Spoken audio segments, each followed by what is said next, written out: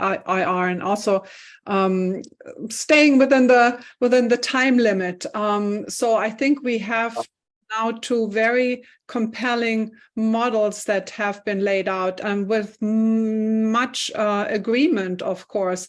Professor Kirshner laid out very convincingly that, two models that are very dominant still in IR theory, that are very static and in many ways do not really give contingency and historical context to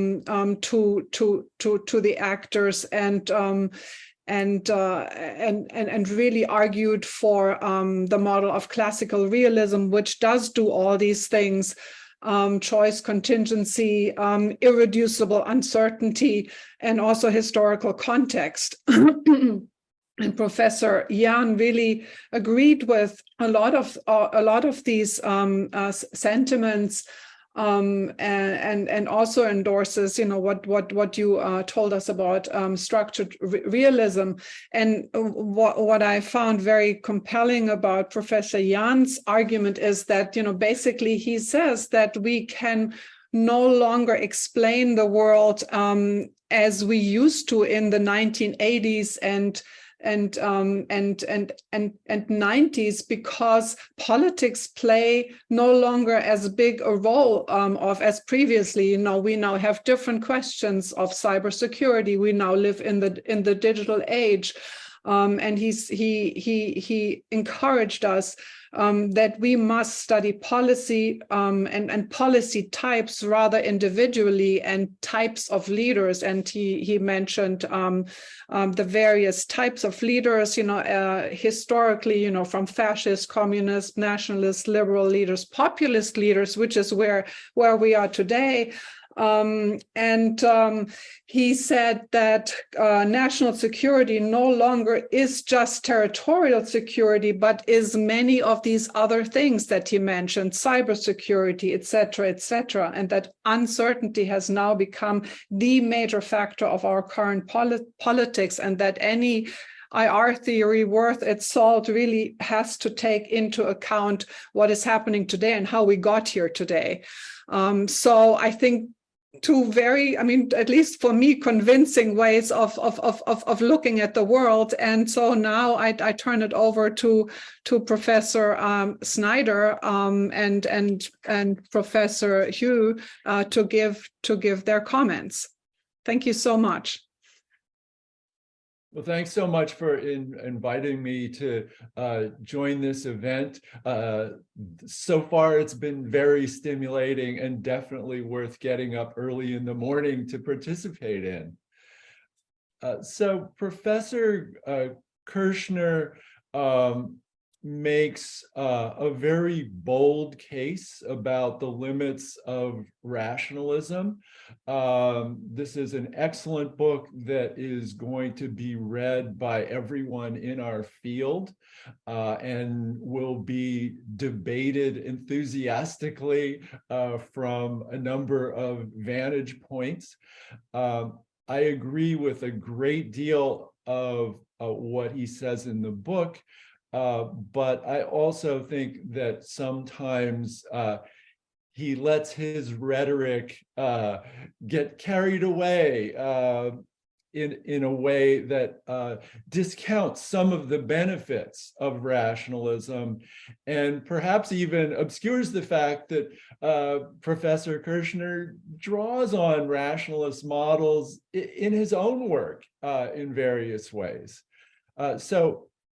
The main point that I want to make in my remarks is that rationalism is valuable as a rigorous framework for organizing questions, even when the answers that it gives are either plain wrong or sort of wrong. We learn from using rationalism as a yardstick. Jonathan starts off the book by saying that the goal of our work should be particular and applied to particular instances. Our goal should not be tested generalizations. because when we pursue that goal as rationalism does relentlessly, we wind up with abstract, stylized, and falsely precise ways of thinking about the world that is a kind of intellectual mistake that leads to hubris in action. Now, he says that it's better to be vaguely right than exactly wrong. That's a quote. And I think when I teach social science methods, I sometimes draw on a quote from Arthur Stinchcomb, a sociologist, whose quote is exactly the opposite. Stinchcomb says, it's better to be wrong than to be misunderstood. And so why does Stinchcomb says that? He says that if you're vague, people will misunderstand your point, or maybe you will misunderstand your own point, and you will assimilate information to your prior beliefs, to your hypothesis. And because your argument is vague, you will always find that the evidence supports you. And Stinchcomb says, no, it's better to be precise and clear and look for the evidence and find, as you know, a rigorous scientist should, that I was wrong here. I need to set my hypothesis aside or adjust it in important ways. So throughout my remarks, I want to mention scholars who may or may not be classical realists, but who are scholars that I know that Jonathan esteems very highly, starting with Robert Jervis. So Bob Jervis's perhaps best known article is the one on the security dilemma, which is structured by a game theory 2x2, the stag hunt, and also by the prisoner's dilemma.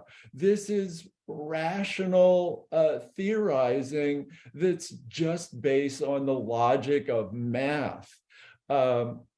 So it should be the kind of theorizing that Jonathan worries about, because it's misplaced concreteness that could lead to hubris. But as Jonathan, knows, as well as the rest of us do, that's not actually how Jervis was using the rationalist game theory in setting up the security dilemma, which is defined as a situation where anything that you do to increase your own security necessarily reduces the security of the other side and therefore leads to arms racing and conflicts. Jervis was using the mathematical framework to show that even if people are perfectly rational in the security dilemma condition, they will wind up in a conflict that is harmful to both of them, and in fact, more harmful than if they had somehow been able to cooperate. But does that mean that Bob Jervis says that all people are always rational when they're making their foreign policy and their security policy? No, because we know that Bob Jervis is famous for pretty much single-handedly inventing the modern field of psychology of international relations, where he explored the many ways in which decision makers are prone to misperceptions and cognitive biases that exacerbate conflict. So Jervis is not saying that there's no rational component to conflict. He says there is. That's the point number one of the security dilemma article. But then point number two is that there are also a lot of psychological biases that make the security dilemma even worse. And for me as a reader of this work, I think that Jervis is using rationalism to drive home 2 points. One is that rational people can wind up in mutually harming conflict for rational reasons, but he's also using rationalism to set up a framework in which he begins to bring in non-rational factors under great circumstances of uncertainty. So the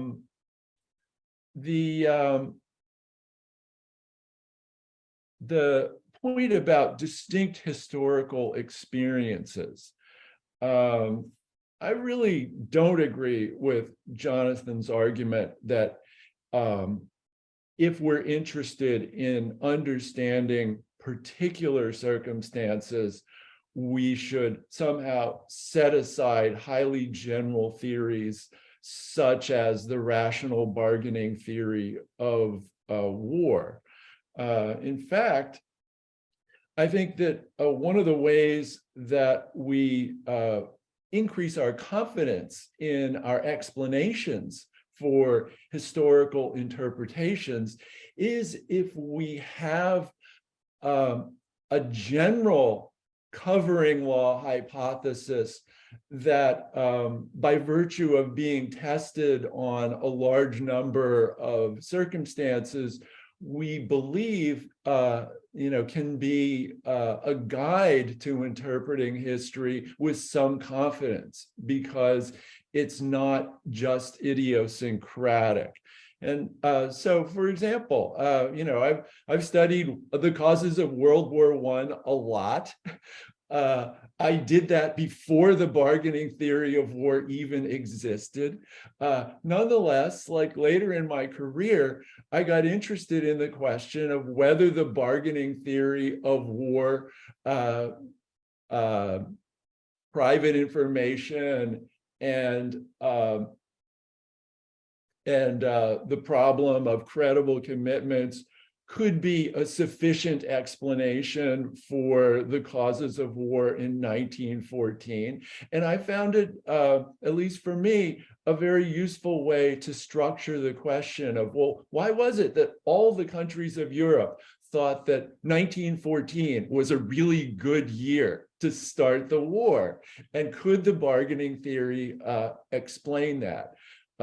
It seemed to be, and I was interested in doing this precisely because this seemed like a puzzle for the bargaining theory. And my answer in the article was partly within the framework of rational bargaining theories, namely Bayesian theories of how rational decision makers update their beliefs in light of incoming information.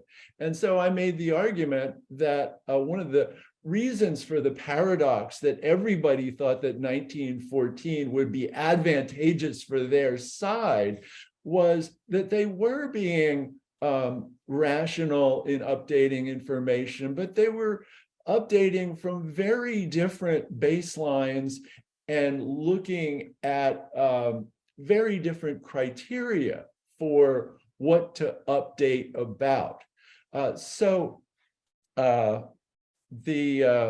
found it very useful to have the bargaining theory of war and Bayesian rationalism as tools to structure this argument, even though the context was to try to understand a puzzle for rational theory, rather than to just clap for the brilliantness of the insights of the rationalists.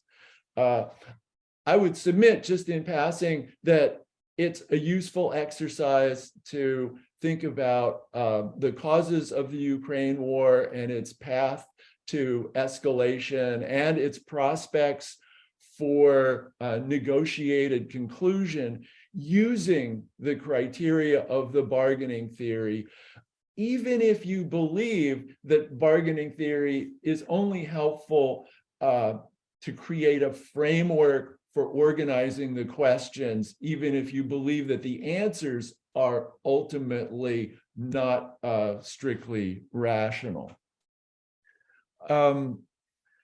So another example of a scholar that I know Jonathan has in fact already this morning dubbed as neoclassical and laudatory, Robert Gilpin.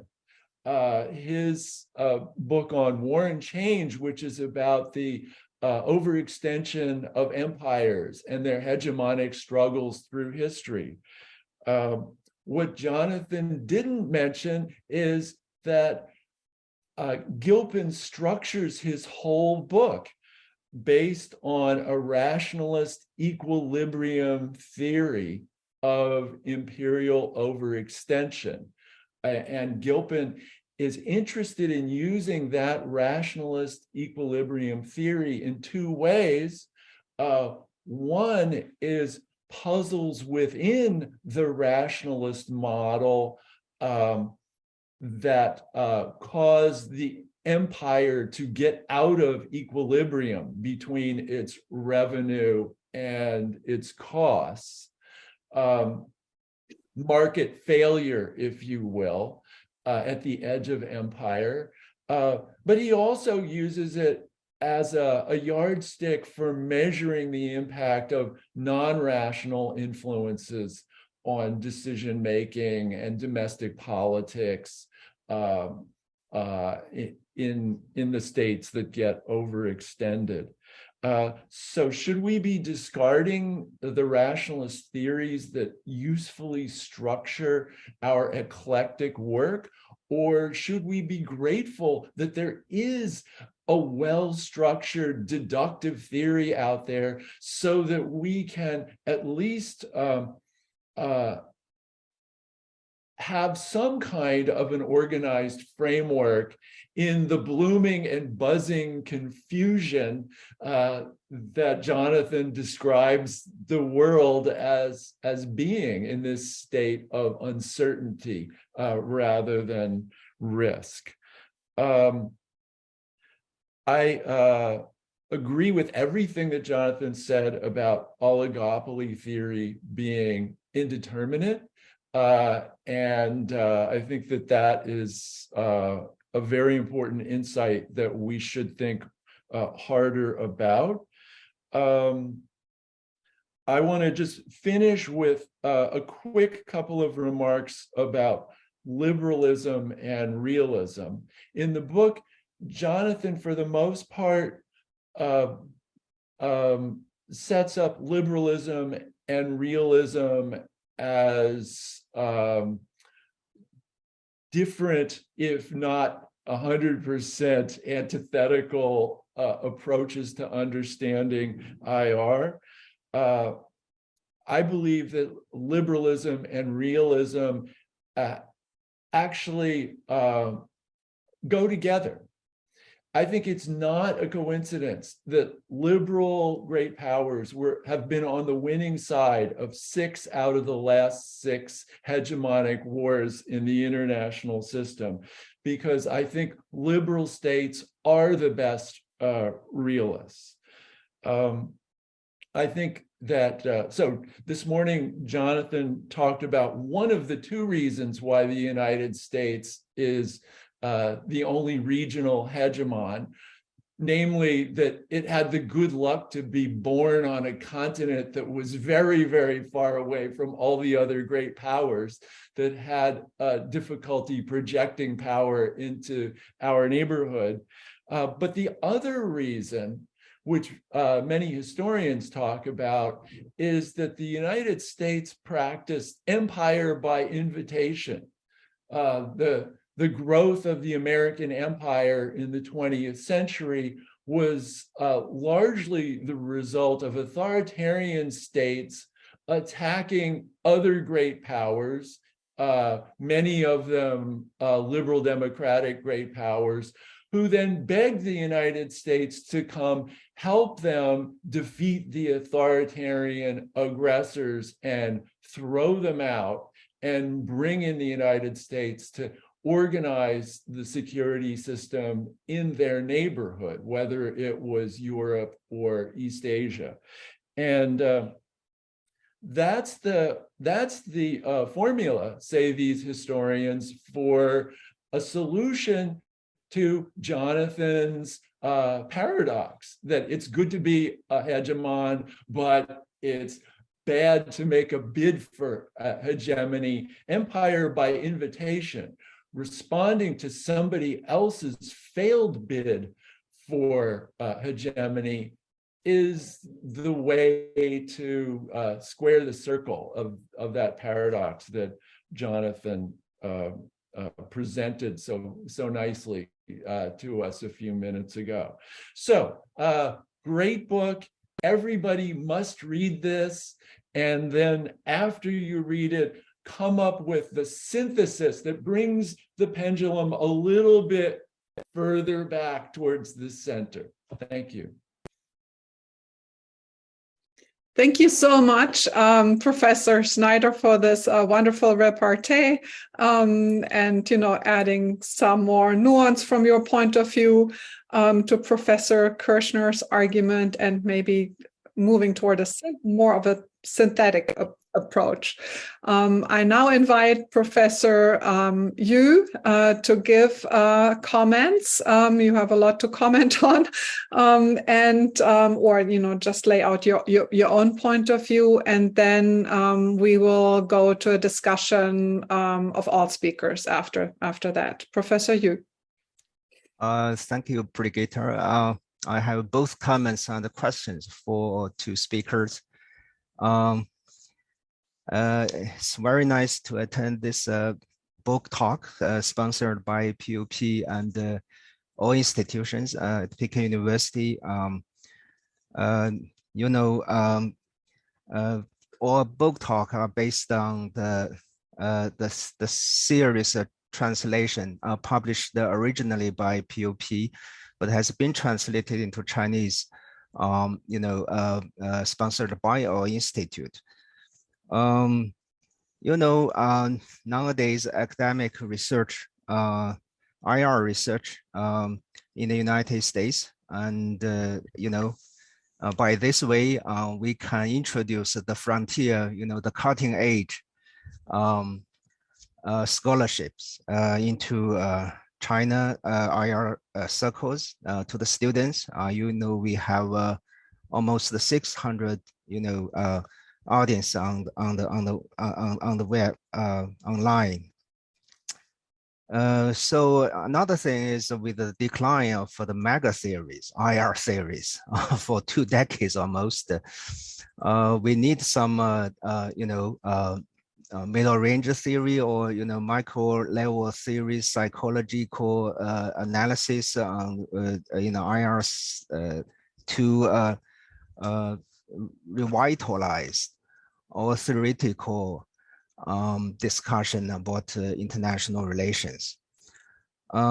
So by introducing, I think, Professor Kirshner's book, we can do all this kind of things. And one more thing is we can kick off a new ground for the academic exchange, blocked by the COVID for more than 3 years, actually, and continue our academic dialogue between the two IR communities to think about a lot of things.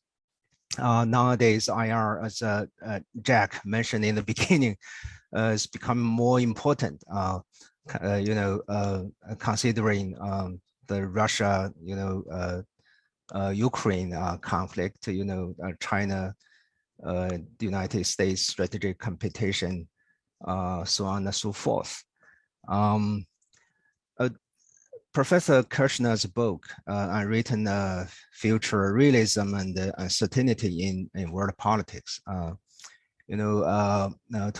my understanding, is to argue for a classical realist approach to the world politics, based on those kind of traditional wisdom of classical realist represented by Thucydides, E.H. Carr, Hans Morgenthau, and George Kennan, Raymond Aron, among others, to explain how a classical realist approach can give us many new insights on a lot of upheavals, big events in the 20th century, not only before, like the UK's appeasement of the Nazi Germany and Americans' disastrous involvement in Vietnam, but also the ongoing international politics and some, the trend, anticipation of the trends, not prediction, anticipation of the trend of the future, like globalization. So I found I have a chemistry with Johnson's writings. I have spent quite a lot of time in translating two books before. One is Jack Snyder's book, Myths of Empire, which is very popular in the IR circle in this country. And then another book I translated is Arnold Warford's Discord and Collaboration, essays on international politics, which I think Professor Kirshner also cited in his book. This is a big name for me, but it's unfortunate, not very many people know this name nowadays, which I think is quite a pity. So I actually I have two questions for Professor Kirshner, also related to Jack's the comments before. So there is we have a lot of variants of realism, classical realism, neo realism, offensive realism, defensive realism, and new classical realism. We have many isms, even in the realist camp. So I wonder why you you emphasize the classical realism, of course, but why you live for the new in the new classical realism and emphasize on the classical realism? Because I remember I asked this question to Jack Snyder 15 years ago. He told me he is definitely not a new classical realist because that's not a theory. I still remember that. So why you omit the new in the new classical realism and back to the classical realism totally? So that's my first question for Professor Kirshner. My second question is related to actually to the history. You criticized Graham Allison's Thucydides trip and think there is a fallacy of it's a misreading of the Peloponnesian War and Thucydides. So here is the question. So almost every realist, I think most of them at least, emphasize the importance of history in international politics. Where you quoted also Robert Gilpin, the state choices are informed by history, experience, and filtered through ideological lens. So I think classical realists always emphasize how important the history and the people are to the foreign policy of a specific country and also to the international politics. But there are also many worries. I teach international history at Peking University for the undergraduate students. It's a big classroom, more than 200 students, in one year, one semester. So there are always a question like this. So how about the misuse of history and the limitation to the historical analogy as an instrument to studying international relations?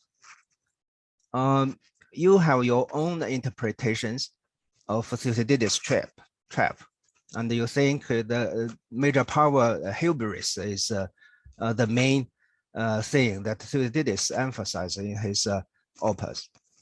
Graham Allison emphasized the other side. You think it's a structural, it's the Athens, the rise, and it's bring about the fears on the Spartan. It's also kind of an explanation or interpretation of Thucydides. So what's the yardstick of here? Who is right? The Sicily expedition is more important, or is as a lesson for history, lessons of the past, or as a Thucydides trap emphasized by Graham Allison? Can we testify this by what kind of standard? I think it's maybe a question interesting for our students. That's my question for Professor Kirshner. I also have questions for Professor Yan, who is my teacher, who taught my IR theory 20 years ago at Peking University. So I think actually the emphasis on morality or more is not new actually for the traditional, for the classical realists. But Professor Yan, I think his books, not only the leadership and the rise of great powers, also published by PUP in 2019,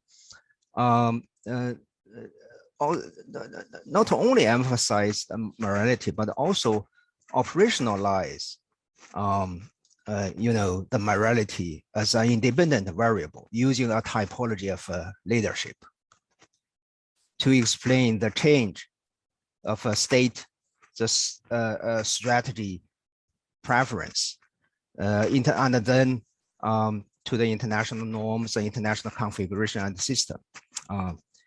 I think this kind of analysis has been based on his previous study of ancient Chinese thought of philosophy, but also the modern IR theory, disciplinary training in the United States at Berkeley. To combine these two things together, both things are, I think, are important. So we have an IR theories with a Chinese characteristic, but can be understood by the Western scholars. I think that is rare. I think this is a big contribution of Professor Yan. A combination of the Chinese ancient philosophy, but with the IR theoretical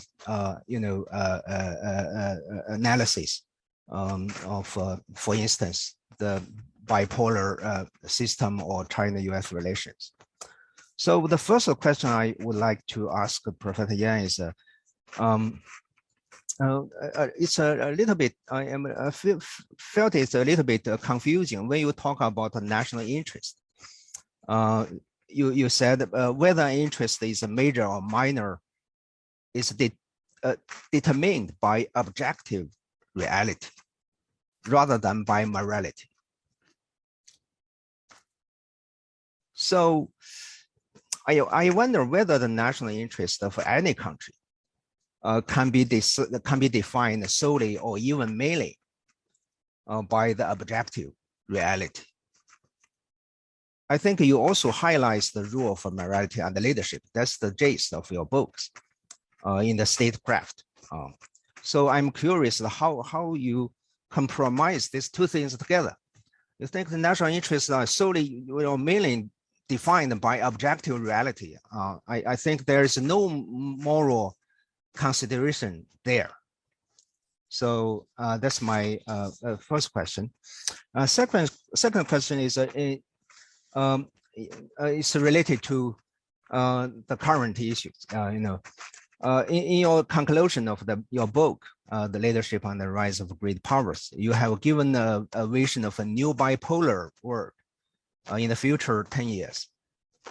You published the book in 2019, so the future 10 years should be from 2019 to 2028. So you predicted several things. An unstable order by the first is a bipolarization without a global leadership. And the second is an unstable order, but no Cold War. And the third is a lack of mainstream values and strategic credibility. So I'm curious, do you think after 4 years today, you still think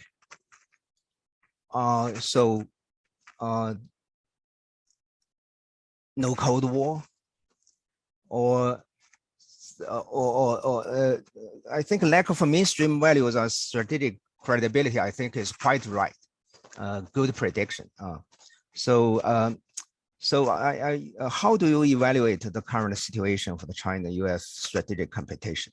Are they already in the Cold War, or is it still far from that? So how should we, I remember you said, it's not a Cold War because there is no vehement competition, ideological competition between the United States and China, very unlike the Soviet Union and the United States during the Cold War. So after 4 or 5 years of the great strategic competition between these two countries, how do you think so? These issues. So I think I has said quite a lot, but the last 1 minute. This is, I think, is a question for both Professor Kirshner and Yan. When I read the two books authored by these two guys, so it seems to me that both of you are advocating a kind of back to the classical realism, I think. And you share a lot of hypotheses of classical realism, such as world policy takes, is still characterized by the struggle among between states, for power, for prestige, wealth, and leadership. Human beings and agency are important. History, politics, diplomacy, and morality should not be forgotten. That matters. But on the other hand, it seems to me you still they're quite different on some points. When I read your two books, the two books of you, one is, for instance, Professor Yan attached a lot of importance on the polarity or polar system or international configuration, which Professor Kirshner didn't. And Professor Yan still think prediction is the one of the most important nature of theory. Actually, Professor Yan is a giant in Chinese IR, advocating the scientific study of IR. While Professor Kirshner appears not think so. I think though he's a IP expert, a kind of economist, he even preferred to use anticipation instead of prediction, and regard this as an important trace of classical realism. So I'm not sure whether I'm right or not. That's my observation. So how does this mean you have a different idea on the degree of human rationality or rationality emphasized by Jack? So what kind of rationality? I think both of you are rational, but to a different degree and in different ways. So that's my observation. I would like to stop there. Thank you. Thank you so much, Professor Yu. You've given us a lot of food for thought, and thank you so much for the comments on both Professor Kirshner's and also Yan-Zhe Tung's work. I mean, we are already in the middle of the discussion by all speakers now, by Professor Yu having thrown the ball into your court. So I invite first Professor Kirshner to answer the questions, and then I'll turn it to Professor Yang. Great. Thanks so much. That was fantastic, everybody. I'm so appreciative of the time and effort that went into the comments. I'm going to engage each of them a little bit out of order because I want to start with Jack's comments. And I want to make a couple of observations, which is first that he's correct to observe my reverence for the Bobs, Bob Jervis, Bob Gilpin, and those are two of the works that I think are simply foundational for anybody who wants to understand international relations or how the world works. As Jack well knows from prior experience, I'm also pro-disagreement. So I don't want to resolve all of our disagreements or even say that disagreeing is something that needs to be resolved. Having said that, I'm not convinced we're disagreeing as much on some points as Jack suggested. And so it probably had to do with my failure to properly articulate what I was saying about rationalism. I don't want to come across as against rationalism. A lot of the phrase I use in the book is about things I want to reclaim. And so again, I wanted to reclaim realism, not reject realism. And similarly, I want to reclaim rationalism, not reject rationalism.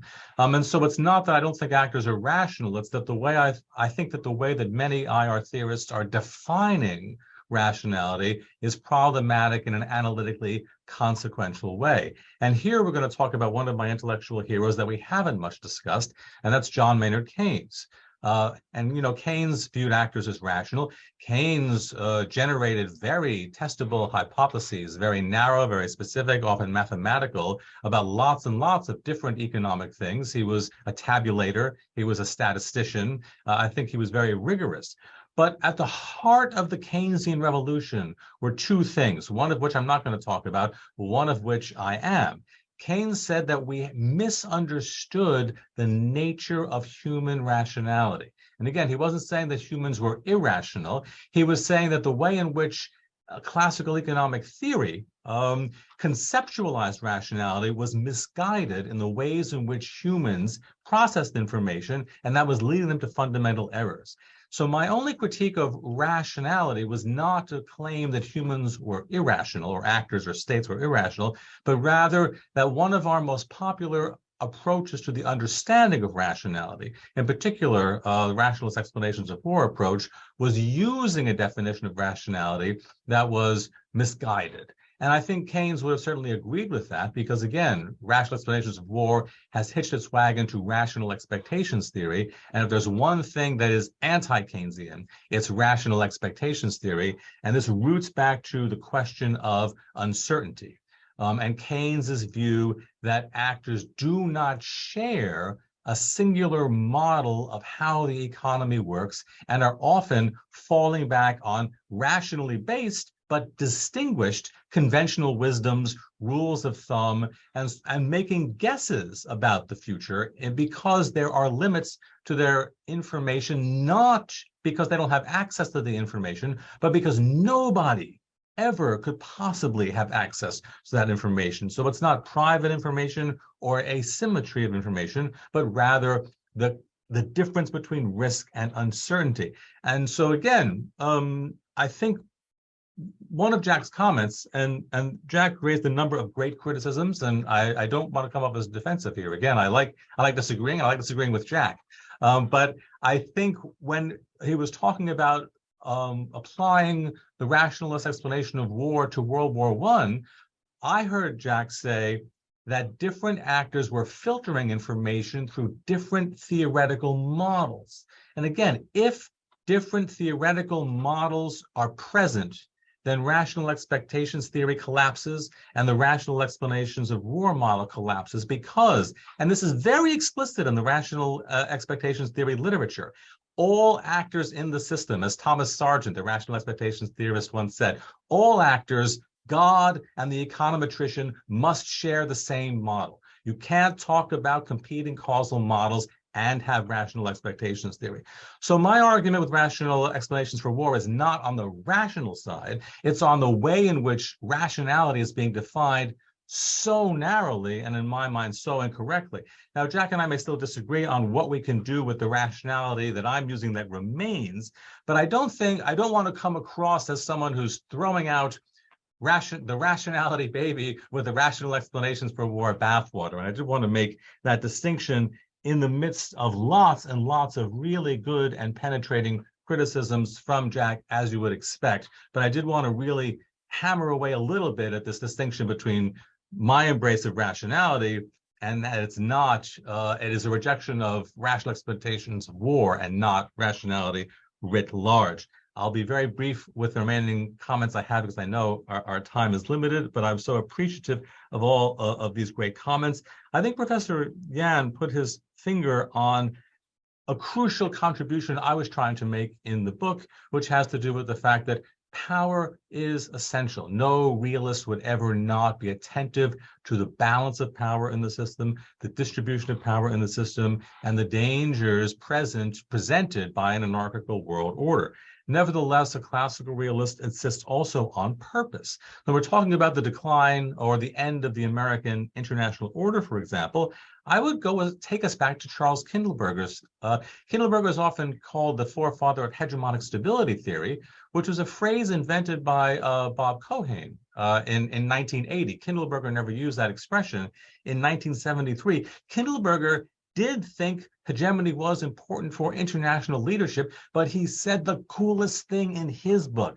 He said the reason why cooperation failed during the Great Depression was because Britain was unable and the US was unwilling to pick up the mantle of international leadership. So it wasn't just a distribution of power. It wasn't just that Britain didn't have the power. It was that the US had the power, but did not have the purpose, didn't want to exercise power in that way. And we must, I think, understand state behavior with a combination of both power and purpose. And so when we would apply that to looking at the fate of the American order, again, classical realism's insistence that we need to understand what states want and that what states want is informed by history.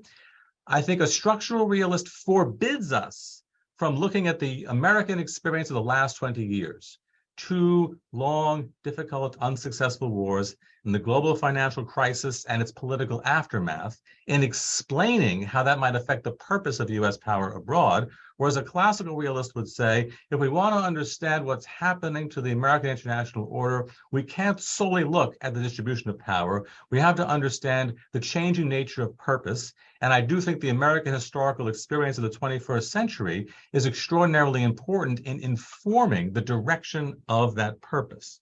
Finally, Professor, you raised 3 questions. I will try and get to, I think they were all very important. Cut me off if I'm going on for too long, but I wanted to touch on each of them.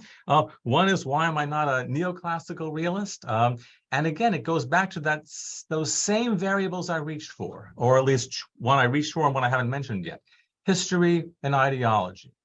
If I want to understand how actors were behaving in the 1930s, as a classical realist, I must reach for historical experience. Here, the experience of the First World War and the trauma of the First World War on those societies, but also on ideology, the fact that the Soviet Union was communist. And as a fun counterfactual experiment, imagine if the communists were in Germany and the fascists were in Russia. Would British behavior toward Germany and Russia have been different at that time?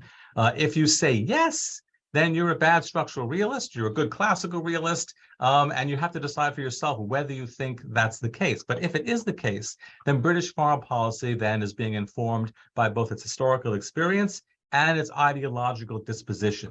Neoclassical realism does not permit space for those things. It is a modified version of neorealism. It's really neo-neorealism, but I think they thought that that was cumbersome, and so they decided to go with neoclassical realism. But I don't see a ton of classical realism in neoclassical realism, personally. Then you ask this great question of, well, you say this about Thucydides, and Allison says that, and what makes you say you're right? Well, first of all, who's right about Thucydides, me or Allison? I am, of course. That's a flip answer, but I invite you all to read Thucydides. Thucydides is 400 pages long. Most scholars of international relations, not the ones in this room, in this virtual room, but most are revolving door Thucydideans. They enter with the rise of Athens and the fear it evoked in Sparta, and they exit 17 years later with the Melian dialogue, the strong do what they will and the weak suffer what they must. But actually, it's a 400-page book, rich with history and lessons. I am not a classicist. I only read Thucydides in English, but I think if you read that book with care, you'll see that it's rife with so many lessons for world politics beyond simplistic slogans. Thucydides was a very, very deep and sophisticated thinker with a lot to say. If all he cared about was the cause of the war, he would have ended his book with book 1. The war starts at the end of book 1. There are 7 more parts to his story. If that was all he had to say, why did he go on for 7 more books? And again, it was because he had a lot more to say. Finally, and very briefly, on prediction. This brings me back to my old friend Keynes. One of the many is, I'm going to put him up there with Bob Jervis, Bob Gilpin, and Keynes as thinkers who influenced enormously my work in this book, is Keynes's distinction between the natural sciences and the social sciences. So again, I do think we want to be good social scientists. I do think we aspire to making generalizable claims. But a social science that tends to be a natural science, Keynes thought was a profound mistake. And he said, Newton's story of the apple falling from the tree works for physics, but it's not as if the apple had ideas about whether or not it should fall from the tree, that it doesn't account. The social sciences have motivations and have purpose involved in them in the ways in which the natural sciences don't. And so we need to look at the social sciences in a way that accounts for the consequences, again, of social relations and of purpose and of motivated choice, things that are not found in the natural scientific world, and therefore to try and converge towards a natural scientific model, he thought was one of the fundamental mistakes that economics was making, and which I think many international relations theorists have made. And again, I've gone on too long. All I can say again is thank you so much for these terrific, insightful comments and criticisms, which I think will lead hopefully to a robust and unending conversation that will be continued to be filled with disagreements and contestations. Wonderfully said, Professor Kirshner. Very, very quickly before we start the Q&A from the audience, and we have 15 minutes left. Professor Yan, do you want to quickly respond? And Professor Snyder, just really like less than a minute to what Professor Kirshner just said. Okay, I will be very brief. Actually, I think I just got the 3 questions related to the morality, interest, and the Cold War. And the first question is about the morality. And actually, from my understanding, like Kirshner said that, and I think morality did borrow the idea borrowed from the classical realism, both classical realism and the ancient Chinese thought, the ancient Chinese philosophies. And why the morality becomes important. And actually, I recently published a book on the morality. And from my understanding, because morality is used to categorize the type of leaderships. And so this is why we emphasize, we think the different type of leader and related, they have a different sense of the morality, like that. And whether morality is objective or not, well, morality definitely is subjective. And morality is human being. Without human being, there's no morality, right? So, but the morality is judged by whom? It's by third party, not by the behavior of themselves. So that depends on whether the third parties or the majority of third parties judge your behavior as moral or immoral. This is objective. That means the judgment is objective. You cannot make the judgment by yourself. So in that way, the relationship between morality and the interest is that international environment defines the national interest, the interest of the major powers, but the morality will define the leader's policy decision, or means a strategic approach for protecting or achieving the interest objectively defined by objective environment. So that's the relationship between morality and the interest. The interest is objective, defined by the environment, and the morality is a subject, but it's objectively judged by the third party. So in that way, if the third party judge your behavior as moral, and then you get more international support, make it easier for you to protect your interests. The last one is about the Cold War now. The answer is very strict. No, the Cold War has not happened, and the Cold War won't happen. And at least in the next 10 years, Cold War cannot happen, because the preconditions for Cold War does not exist. And and only when China and the US try to expand their morality, the ideology, to have the ideology competition, and as the core of their competition.